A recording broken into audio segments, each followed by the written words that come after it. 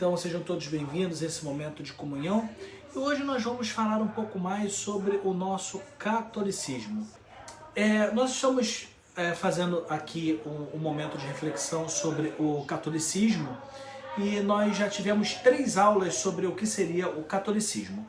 Hoje nós vamos a mais um tópico sobre o que é o catolicismo e qual é a necessidade do catolicismo hoje para os nossos dias no Brasil. Pois bem, hoje nós atravessamos um problema muito crítico no catolicismo do Brasil e isso é genérico. O Brasil é um país que, infelizmente, no cenário internacional, ele vem sendo desvalorizado.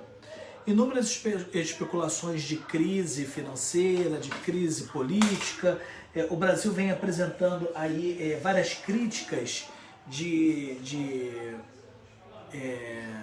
falta de projeção para o futuro. E isso sempre foi muito falado na Europa. Sempre foi um tema muito discutido na Europa. Então, por exemplo, quando nós estivemos em Utrecht, havia até uma sombra de exclusão, uma sombra de acepção para todas as pessoas que viviam na América Latina, porque não consideram a maior parte do mundo velho, né, do antigo mundo, isso quer dizer da Europa, eles não consideram com muita felicidade as pessoas da América Latina. Aliás, diga-se de passagem, as próprias pessoas da Europa Oriental, quer dizer, aquela Europa antiga lá de cima, que tem os povos antigos, os povos frios, dentre eles a Holanda, a Suíça, a Alemanha, eles têm até um problema de relação com a Europa ocidental. A ponto de que nós temos até um problema de convergência que culminou no problema da unificação da Itália. Lá na época do Pio IX, isso também ficou caracterizado por Mussolini. Então nós tivemos até um período histórico no qual é importante nos lembrar para entender o catolicismo no Brasil. Esse problema histórico da associação dos ideais do Pio IX com Mussolini na reunificação da Itália culminou na mesma época histórica, inclusive,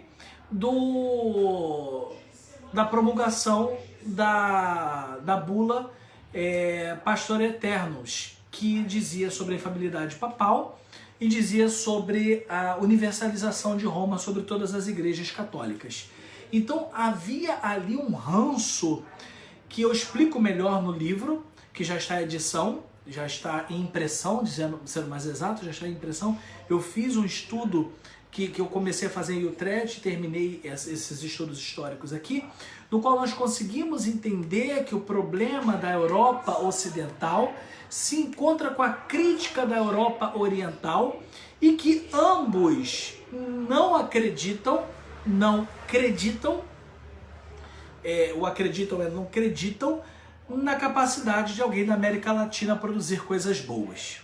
Então, a América Latina é visto, tanto pela Europa Oriental, mais ainda, quanto na Europa Ocidental, como um povo que não é dado ao estudo, de sorriso frágil, de condição de pouca seriedade. Então, o catolicismo nacional, sendo ele naturalmente uma crítica à estrutura da reunificação da Europa e da universalização dessa Europa, precisa quebrar os paradigmas que é oriundo da própria Europa.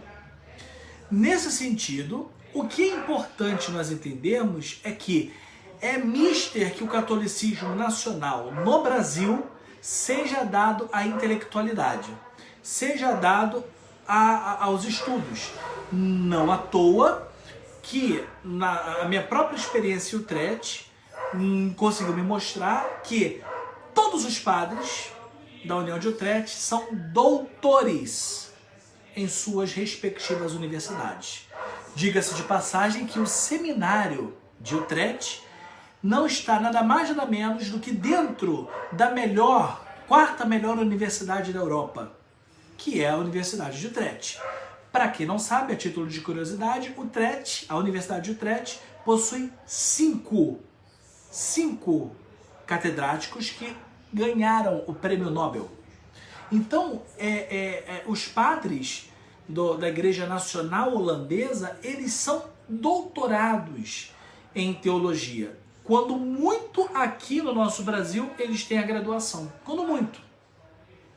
E quando eu falo para vocês que o catolicismo nacional, em via geral, ele precisa ser reformulado, isso é inclusive uma crítica para a própria religião católica romana, que em muitas das suas dioceses e espantem arquidioceses, os padres sequer têm nível superior aprovado pelo MEC. Pelo MEC. Nem isso tem. Por quê? Porque existem motivos ideológicos, existem ideologias intrínsecas à América Latina e que nós precisamos quebrar isso imediatamente. Então, nem o catolicismo romano brasileiro é tão bem visto na Europa. Justamente por conta dessas poucas influências positivas, principalmente no campo da intelectualidade. O que nós, da Igreja Nacional Vétero-Católica no Brasil, precisa entender é que o catolicismo, por natureza, ele é intelectual. Ele é intelectivo. A única espiritualidade que nós temos é oriunda de Santo Agostinho.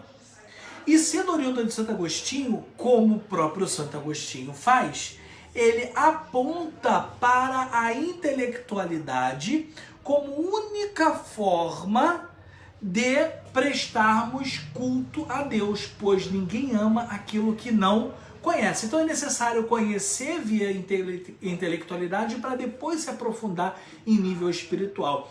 Coisas que não temos em divulgação em nenhuma igreja nacional no Brasil, como uma ordem, em nenhuma. Então, nacional eu incluo inclusive a igreja romana. Quase nenhuma igreja faz esse tipo de incentivo aos estudos e à intelectualidade. Quase nenhuma. Assim, ser católico é ser dado à intelectualidade. Ser católico não tem outro caminho senão ser intelectual. Ser católico é primeiro servir a intelectualidade para, nesse trabalho, nesta ópera, adquirir a espiritualidade. Porque a espiritualidade que vem antes da intelectualidade, ela pode ser enganada. Ela pode ser torpe. Lembre-se do que Paulo Apóstolo dizia, que o vosso culto seja racional. E esse racional quer dizer fora das emoções. Então, primeiro nós precisamos entender o que é feito. Por isso que na ordenação, o sacerdote, ao receber do bispo a palavra de Deus para poder proclamar, ele diz para que ele viva primeiro aquilo para depois pregar. Então seja fiel ao viver para depois você pregar aquilo. É nesse sentido que nós devemos começar o catolicismo, pela intelectualidade, pela pureza de pensamento. E ao ter a pureza de pensamento, desenvolver olhos suficientes para saber o que é uma espiritualidade boa e o que é uma espiritualidade ruim. A espiritualidade que vem antes da intelectualidade é aquela encontrada em Coríntios, quando a igreja estava lá perdida nos dons e tal, né, dom de línguas e dom da profecia e dom não sei do que, e dom não sei da onde, e esqueciam que era mais necessário, que era rezar na sua própria língua. Se usa o dom das línguas, da glossolalia, que não fala língua nenhuma, porque muitas das vezes não se sabe falar na língua materna, não se tem o dom da oração na língua materna. Então, é complexo.